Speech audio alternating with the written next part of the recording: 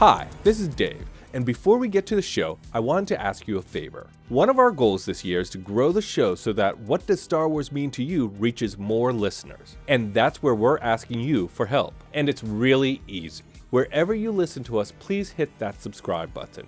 If you're liking the show, give us a 5-star rating and review on the platform you listen to us. We make a lot of fun of the algorithm and the smash that button thing, but it really does help us get noticed by new fans. And if you want to join in on the conversation, find us on social at Star Wars Mean to You. That's Star Wars Mean, the number 2 in the letter U. Now, let's chat some Star Wars. Hello there, this is Elora, and I'm the prequel Trilogy kid. And this is Dave, and I'm an original Trilogy kid. And you're listening to What Does Star Wars Mean to You? The podcast where we talk to all kinds of fans of the franchise, from industry insiders to indie artists, from obsessive mythologists to mega collectors, all for one goal, to take the hate out of the debate by focusing on one fan at a time, to find out what does Star Wars mean to you. Plus, it's just fun to chat Star Wars. We think so. How many variations of that do you think I can come up with? Because I'm always, you always do the intro spiel, and then I'm always like, yeah, or for show, or like, we think so, or heck yes. I think I challenge thee to change it up each time. And then we can do an end of year reel. Yes, and then we'll do an end of year reel. Maybe we'll do that for season 3. Which, by the way, I do want to just say we're coming up on the end of season 2 for 2024. We'll have a couple more episodes, and then we're going to take a little bit of a hiatus for the holidays into January. Breaks are good. Yeah. And we'll be back in 2025 with all new interviews. I actually can't believe we're already talking about 2025, because I feel like it was just yesterday we were meeting for the first time about this podcast. It was about this time last year, so I don't really know what's happening. But wow, that's insane. I don't want to think too hard on it, but I also love that. Yeah. Okay, well, so rate and subscribe the show if you're enjoying our, just endless rambles, especially in our minisodes. Yes. And give us a like and follow on social. You can find us at all of the places at Star Wars Mean to You, which is Star Wars Mean, the number 2 and the letter U. Yeah. Awesome. And next week, we're talking to Chelsea Zukowski, who's the author of the Space Wizards Book Club newsletter. Is author of a newsletter the right way to phrase that? I think so. Yeah. Curator of. Yeah. Yes. And to get ready for that, we thought we would, read a book. It seems like a good idea. So we chose a book that a lot of fans of the Star Wars books recommend, and that's Journey to Star Wars, The Force Awakens, Lost Stars by Claudio Gray. Mm-hmm. Now, and like I said, it's a book I feel like is in a lot of the top 5 lists of heavy-duty Star Wars book fans. Now, this came out in September 2015, 3 months before the premiere of The Force Awakens, and was a slight teaser or prelude or riding the coattails of the trailer for Force Awakens. And to say more on that, maybe we should also say that there are going to be spoilers. We're going a lot of spoilers tonight. It's nothing but spoilers. So if you haven't read it, go read it and come back and then listen. Yes. I have opinions on when and how this book was released, but we could get to that later. Yes. Because it becomes... It makes no sense. So here's a bit of a summary for Lost Stars. Lost Stars by Claudio Gray is a Star Wars novel that follows the lives of 2 childhood friends, Thane Carell and Sienna Rhee, who grew up on the outer rim planet of... I listened briefly to the audio thing to get the pronunciation of it. It's pronounced. It was really weird. It was like Jellocin, right? Yeah, it would literally sound like Jello. Yeah. Yes, yeah, Jellocin. And I thought it was. I pronounced it the whole time as Jelukin. So did I. Yeah. Okay, good. But it was like JelloCon or something like that. Yeah. So Thane and Sienna joined the Imperial Academy, aspiring to become pilots, but their paths diverge as Thane becomes disillusioned with the Empire's cruelty and defects to the Rebel Alliance, while Sienna remains loyal to the Empire. Now, the relationship is tested as they find themselves in opposite sides of the galactic civil war. leading to intense emotional and ideological conflicts. The story spans key events from A New Hope through Return of the Jedi, offering a unique perspective on major battles like the destruction of the Death Star. Ultimately, the novel explores themes of loyalty, love, and the moral complexities of war within the Star Wars universe. Journey to Star Wars, The Force Awakens, Lost Stars. I just prefer to call it Lost Stars. The copy of the book I do have too. only says Lost Stars, and Yes. I like that. Yeah, I think they probably repackaged it. They should have. It has nothing to do with The Force Awakens. It's not a journey to The Force Awakens. It is so far in the past. I don't know how you could possibly call it Journey to The Force Awakens any more than you would A New Hope. And you wouldn't. Yes, I agree. Well, to be honest, when it first came out, I remember very clearly when it first came out. Mm-hmm. And my initial thought was kind of a Romeo and Juliet romance. Oh, the Montagues and the Capulet love story all over again. Yeah. Yep. And that it wasn't about the major characters of Star Wars, but took place during that timeline. And so really did not feel like for me. No. But now that I've read it, these near 10 years later, just overall, I really enjoyed this book. Oh, yeah. Really sucked me in and totally made me a fan of Claudio Gray. Oh, yeah. For anyone listening, this is definitely a love of Lost Stars book review more than anything else. Yes. I think we should start with how it's told.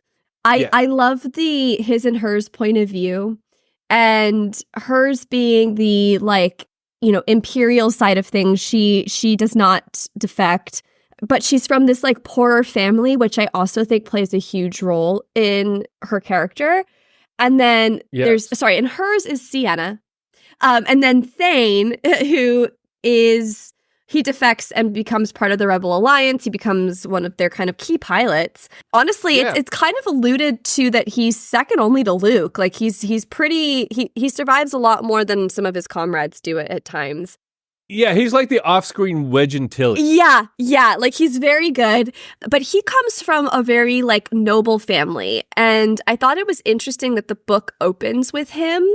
And his mother going on about how he is as old as the Empire and the pride in that. It was interesting. Yeah, because he was born on the same day that the Empire was not conceived, but very close. Yeah, that he would it was the same day. I think it was the day that democracy fell, basically. But yeah, the day of Order 66. Yeah, they don't see it that way. But so they have this bond, and they fall in love as kids. Over their shared love of flying and their dreams of being starfighter pilots. They're both very into they can recognize the ships by their sounds separately. Yes. They meet at some sort of rally and for the Empire. It was Empire Day. Yeah. On the day that their planet became part of the Empire. Right. And they're very swayed by this. And so the propaganda really worked on the kids. Yes, they did. Everyone was like, I want to wear shiny boots and work for the Emperor. Yeah. And so they kind of have this shared dream of joining the Imperial Academy. And the first good chunk of the book kind of builds up their bond as they grow to be old enough to join the Academy. And it kind of is more about despite their social classes differing so greatly, they both share so much in terms of their bigger dreams and goals and how that relates to flying specifically. Yeah. Yeah. You were talking about how it's told in the sense of from each of their certain points of view, which I really love how they made, because it goes back and forth in chapters. A chapter's Thane, a chapter's Sienna, a chapter's Thane, a chapter's Sienna.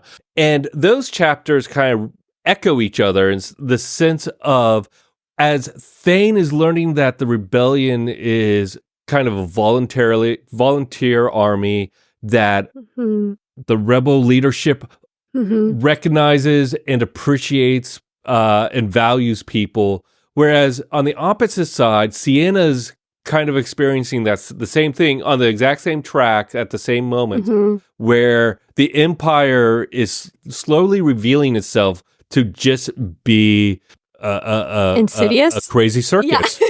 Insidious. Yes. Yeah, I mean, Just- like, well, I was going to say, on that point, like, Thane begins questioning the Empire as early as, like, chapter, like, 6 or something. Like, it's early in the book. Yes. When he starts to feel really disillusioned, because he's early in, I think they're out of the academy, and they're now in, like, the field, as it were. And he gets really disillusioned with, like, the brutal torture and discipline of the Bodachi that he witnesses. And Yes. I wondered how much of, I don't know if this is anything, but like Thane's moral compass and his quickness to start questioning his place in this world that he dreamed about and like cemented himself into, and his ability to eventually run from that, and he goes into hiding before he finds Rebel Alliance and everything. But like, how much of that is related to like the fact that maybe he's a little bit more comfortable because he had a bit more of a wealthier upbringing. He's never really needed to fit in. He always has, right? Yes. Whereas Sienna remains loyal despite its flaws and despite her own apprehensions, because she's not completely morally corrupt. But she's really determined to uphold her family's values of like loyalty and honor, and like essentially this is the way for anyone who wants like a funny joke. But like, it's that sense of belonging, I think, that she has more than anything. And I wondered if that was like, I wonder if that was an intentional choice on Claudia Gray's part, with them having come from very different classes in their background. I would definitely say so. And on top of that as well is that Sienna had a very good relationship with her parents, where Thane did not have a good relationship with his parents at all, and was kind of rebellious against these authority figures in his life. That's true. That was already kind of laying the groundwork. Yes, exactly. And I loved how Claudia Gray works in kind of these quiet motivations for them throughout the story. Like, she sets their character, and even though their characters grow and change, there's that core part of them that stays who they are. For like Sienna's like maddening adherence to loyalty is you could get really frustrated, and I think in a way Thane does get really frustrated with her about it. But at the same time, you're able to see exactly why Sienna chooses to stay with the Empire. Yeah, she does a really good job of painting the why without her losing humanity. Because it'd be there were times where I hated her. There were times where I just wanted to jostle her and be like, "Wake up!" Yeah, exactly. But that never lingered for long, because there was always some other motivation where you could understand as like the human rationale or need to fit in or whatever it was. Yeah. Or just the simple, like, she believed in her government and thought her government was doing right. She did, yeah. And it's also that kind of journey of, look, it's like Thane is the kind of character or person you wish you could be, and Sienna's the type of person that you understand you could be. In the sense that her belief takes her so deep into her career and into the Empire that she doesn't see all the wrong happening around her. And I don't think she's deluded. I think she's more disillusioned, or the opposite of disillusioned. She's illusioned. Is that how you would say that? Right? Did we just make up a new word? You know? Yeah, exactly. Anyway, she is very much, I guess what it is, you understand her rationalization, how she comes to it. So when she's doing these things, you're like, I see what you're doing. I understand you. I see you, Sienna. She's a soldier, and he never was. Yes, that is true. Yeah. That's very true. I mean, I think that there's probably a lot of people in the world and in history who did things they didn't think capable, or rationalize things in times of war. And I think that she put a really, she wrote a really beautiful, she being Claudia Gray, wrote a very beautiful character as a way to like and represent very that. sympathetic. A very sympathetic way of representing that. Yeah, absolutely. Yeah, sorry to jump on you. You're right. Don't jump away. I jump on you all the time. Someone's listening to this being like, Dave, Elora interrupts you daily. I was editing one of the episodes, one of the minisodes, and I was like, oh my God, I have to shut my face. No. Because I'm always interrupting. That's so funny. How about anyway? It's really funny because I feel that way all the time. I'm like, did I interrupt Dave too much tonight? No. How does this fit into the larger Star Wars myth? Let's dive in there. Well, I think there's a couple like thematics that fits in really well, which is family trauma. Yep. Because regardless of I don't know if you call it good trauma, but the kind of things that Sienna's family gave her, which was like loyalty, stand by your friends, stand up for people, that kind of thing. I think her upbringing represents that kind of family, generational carrying on. And then, of course, Thane is family trauma because he's abused as a child. Yeah. A lot of anger is thrust upon him. Yeah. Well, and then so I fully agree. And then there's like the bigger themes too. I think that what's happening in the world of Star Wars at this time is very interesting. Yes. The biggest impact being Alderaan, I think, for both of them. Yes. That is a huge, like, inciting incident of the rest of the story. It comes up all the time. And what I liked about it was that it also painted the mood of, like, others in the Imperial army when that happens. There's side characters whose whole families perish in that event, and they're not allowed to react on the bridge. And that just was like, I never thought of that when I watched A New Hope. No, it really made the event of Alderaan much bigger, much like echoing much further into the future. Like, as soon as you brought it up, I was like, you know what? Thane and Sienna cared more about what happened on Alderaan than we see Princess Leia. Yeah, no. In the movies. In the films, yeah. In the movies. They dive into their emotional, like, grappling with that far more than any other Star Wars medium has that I've at least been exposed to. And everyone knows that I haven't read all the comics and everything. But yeah, it's such a significant focus to the story, and it totally solidifies Thane's feelings, even though it takes him a few more chapters to defect. But his mind's pretty much made up then. But it causes Sienna to go deeper into her denial, to rationalize it. Like, yes. And that keeps happening because there's Yavin, there's Endor, the story ends at Jakku. Like, and each time she's just digging her foot in that sand deeper and deeper. Yeah. And until the very end, where it's just literally, my core is being loyal, and therefore I'm going to be loyal. Yeah. Yeah. Because it's like halfway through the book, she starts getting doubts. And then a little further along, she starts seeing things. And like after the Battle of Endor, she's really like, what the hell am I doing? Oh, yeah. Well, and it ends with her arrest by the rebellion. And what I think is so fascinating is the, like, chapter 2 leading up to that, like, she is so embedded in this conviction she has. She actually almost becomes part machine, almost like Darth Vader. Yes. Like, she gets a massive injury. God, yes. She gets a massive injury and literally becomes a cog in the machine. And it was so poetic. You're right. Like, I remember I had to close the book for a minute and just sit with that. I was like, holy shit. But she says, and I don't want to wrap up the book, but I just, like, since we're on her character arc, she says something at the very end, which I'm going to flip to right now, that I thought was really just poignant for her character. But she said, it was the perfect trap, you know? I was so dedicated to honor that I became a war criminal.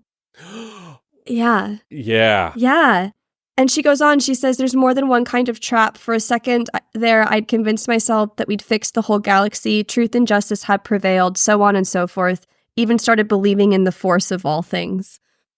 Yes. Oh, sorry. That was Thane's response. He's talking about his trap as well. But yeah, I just... yes. Yeah, I thought that was, like, I became a war criminal was so, like, hitting. It truly is. Yeah.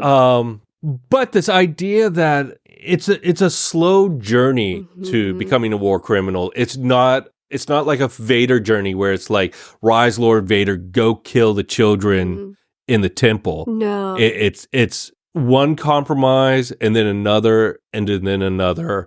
And all of a sudden, you do these compromises, adhering to loyalty, and then you're a war criminal. And I think that also is part of the Star Wars, expands the Star Wars universe in the sense that it brings a different kind of grittiness, not the kind of grittiness that's in Clone Wars or Bad Batch, but I think a grittiness that I can that I relate to in a real world way, especially in it's like leading up to an election. I don't know if this will be before or after the election, if this post before or after the election. But living in that, in this world, this story really resonated with me. I think it was on that level. Exactly. I think it was the perfect time to read this book. I also that because of that whole question of like loyalty and like what does that even mean in the face of, adversity. But like I thought an interesting turning point in her character where I think they did lose her, but she couldn't actually walk away was the conviction of her mother to hard labor. Yes. Like that surprised her. And the fact that yeah, and the fact that everyone was like, I don't know if anyone explicitly said, but it was kind of implied that Sienna believed that everyone knew she was innocent.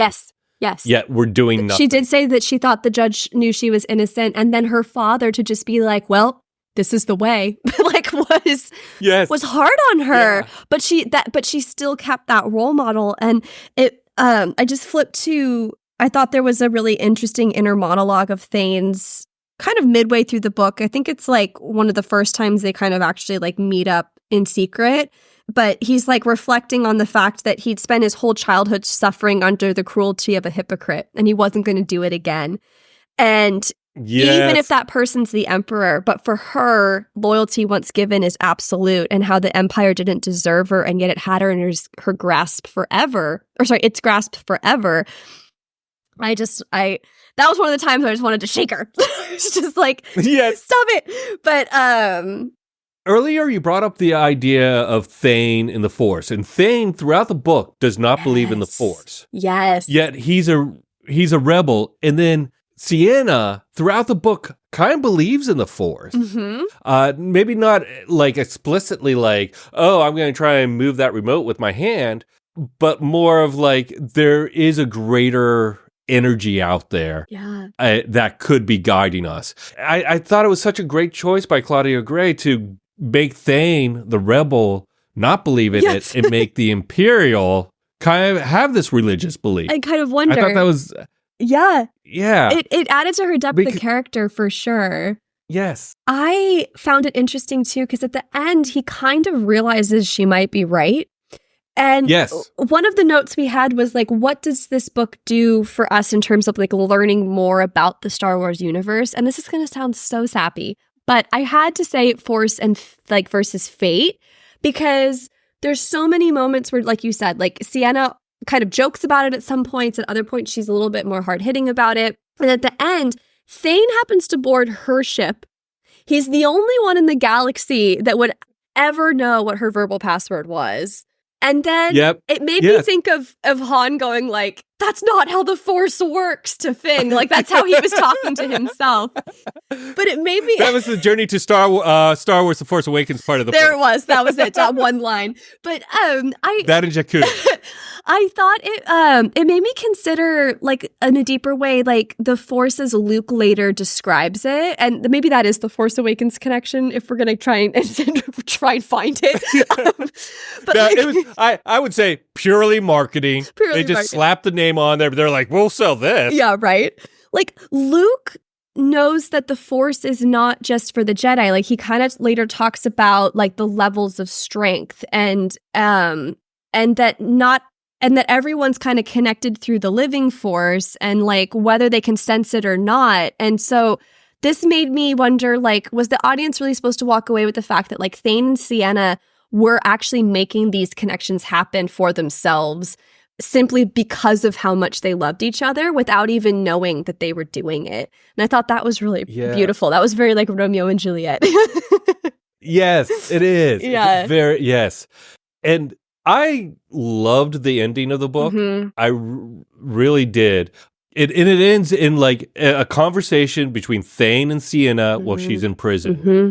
And they hint that Sienna's going to be fine, that they're going to there's going to be a happily ever after in a way for these two. Mm-hmm. They hint at it.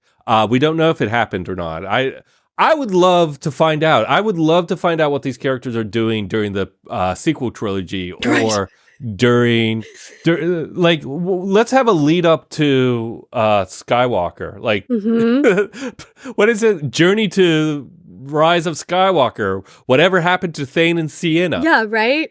Well, that's an interesting, I mean, because it's an interesting, it made me question, you know, like their love story despite the opposing loyalties they had, kind of how they could see beyond that, like the places you might have to go in your mind. Like, how can you love someone so deeply who is so ideologically different than you? And I thought what was most fascinating for me, like reflecting on that, was like there's a lesson in that. I think that as we grow, we have to be open to new ways of thinking, or to like recognize that the dreams that we had as kids maybe don't necessarily like align with who we are as adults. And I think, that's good. I think, and not to like completely discredit their love story, but I think we're talking about two characters who are so trauma bonded throughout the outcome of an actual war. And they're holding on to what each other represents for one another, which is innocence. It's that time where things were easier. They represent their biggest dreams that were destroyed by reality, and it's the only thing they have left of that. That's how I think you can get there in your mind. Wow. That I think that covers it so, like, yeah. That was so perfect. I don't know if I have anything to add. Let me just drop my mic. No, yeah, exactly. No, I was really like, I think we talked the other day, like kind of prepping this episode, and I hadn't yet finished the book, and I had closed it and didn't realize it had been a week. And it was because I think I was really trying to grapple with this concept of like, how am I supposed to believe in this love? Because like, I don't know if I could still love someone who was so convicted to something else. And then I realized like, oh, yes, you could, because that's actually not what it's about. It's about comfort and like familiarity and safety and like everything else that they represent for one another prior to all this other shit happening. And how that bonds us so deeply as like human to human. Yeah. And I think, I honestly believe that's part of the genius in the writing of this book 1000%. Is that she pulled off that feat. And it's not, because I kind of went in with the same thoughts, like, how am I going to buy? Like, it would be like, but she does spend so much time with them as children and their connection that when they get into the next parts of the books, you see how they are kind of tied together. And, you know, the Empire is a very hard thing to write a character in, I think, because the Empire, when you're talking about monochromatic organizations, the Empire is pure evil. Yeah.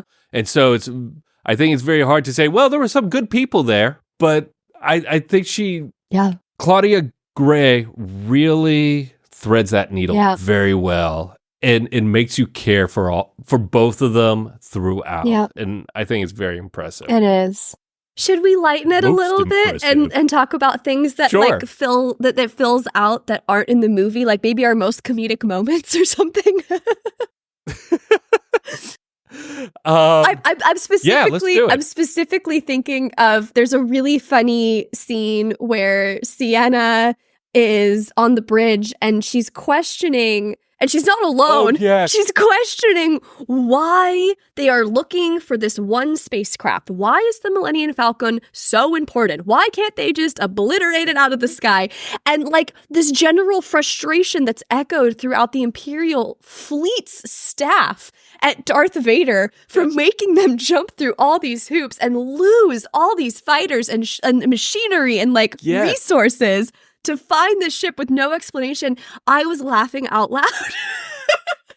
It's such a great moment because it's also kind of like all the things that you think might happen that occur off screen. It's very much happening. I also thought that was funny because, as someone who works in corporate America, Exactly.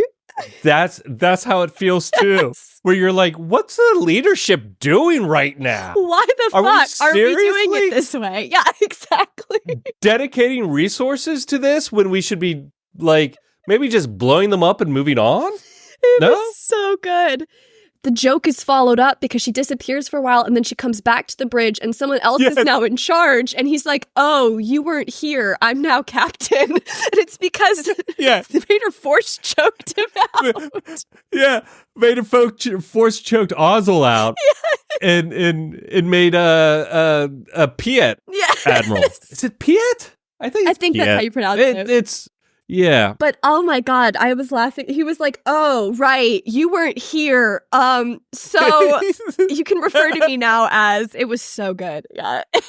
Oh, yeah. It just, I feel like Claudio Gray gets the Star Wars universe. She really does. She really, oh God, like just not to make this let's do it. Let's make this just like a Claudio Gray appreciation episode. Like she just captured it, like the depth, the family, the war, the grit, like, but also the comedy that is Star Wars and in all of that. And that's actually, I feel like that's got to be really hard to do in book format and do it well. I agree. Yeah. I agree. Yeah. And she also has the action of Star Wars. Yeah. I felt like there were a lot of great action sequences that were thrilling, interesting, new to me, and also was like great springboards for the characters. Yeah. It's true, especially because I was flipping back and forth from reading the physical book and listening to the audio, and I, by some fate of the force, I got to listen to some of the battle sequences versus reading them, and oh my God, yeah, like it was so action-packed for what it... Wow. Yeah, it was really fun. I would recommend physically reading it and also listening to it. It's kind of two different experiences. I kind of had them at the same time. If this is a film, how do you want to see it made? Which, by the way, this is my official petition to make this a damn movie. How is this book 10 years old and we don't have it? That's crazy. It's so good. Anyway, sorry. It's so I asked crazy. You a question. No, it's so good. I would love to see it as a movie.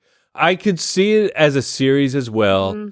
But I feel like it could work better as like a longer movie, like 2.5 hours. Yeah.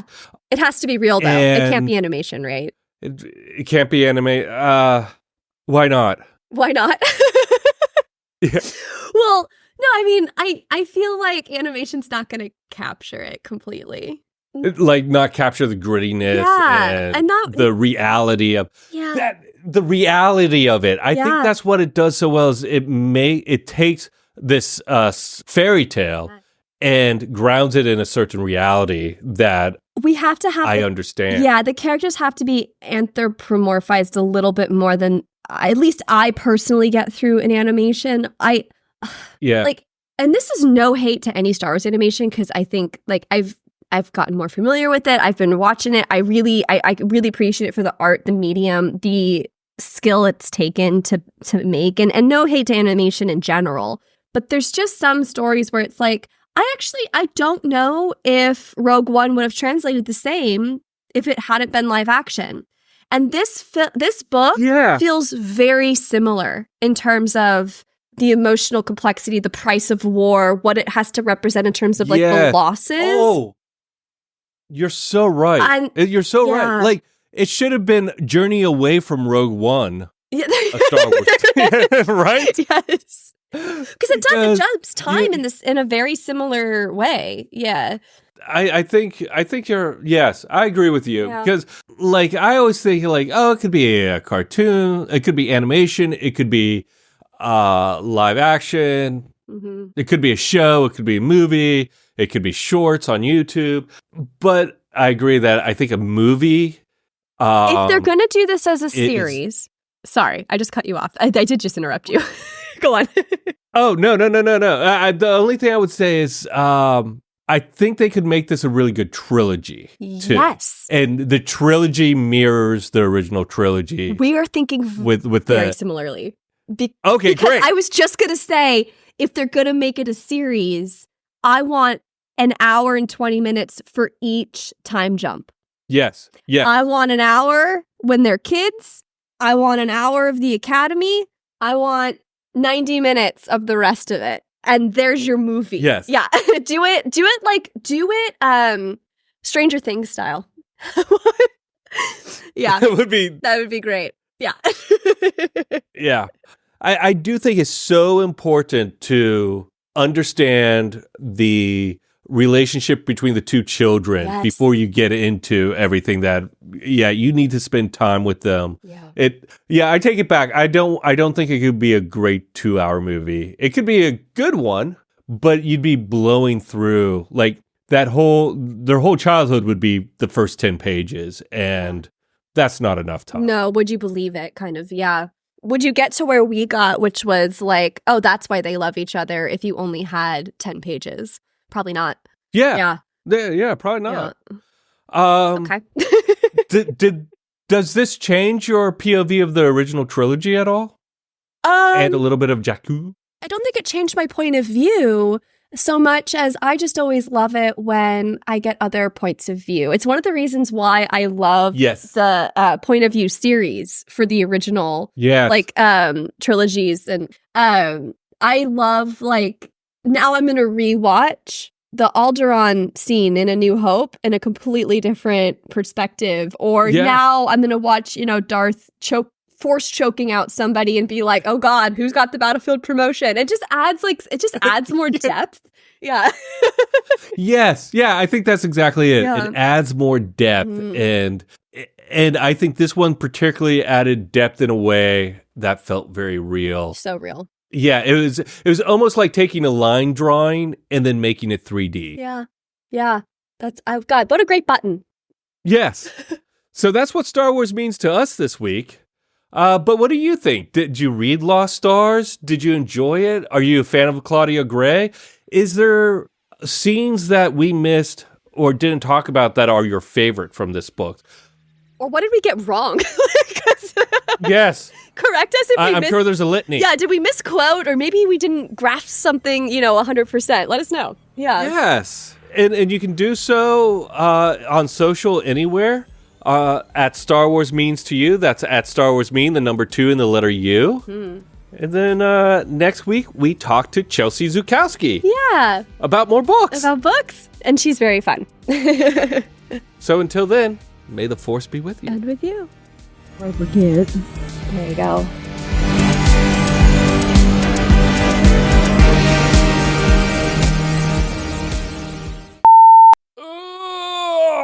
Have my physical book. Hold on. Let me see where my What was are. that sound? You sounded like one of those creatures that they ride in Tatooine that look like tiny dinosaurs. Are the dewbacks? Yeah. That's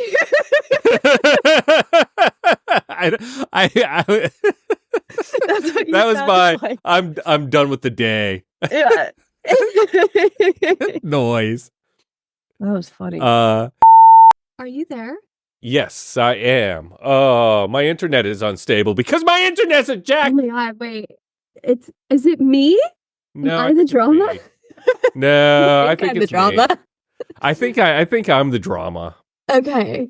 Because the message came up for me that said internet unstable. Oh, My dear. internet sucks my so hard. It is such a pile of There's our outtake. Yeah, it's just going to be beep, beep. Oh my God. It's just, man, I don't even know if you laughed at that. It cut out again.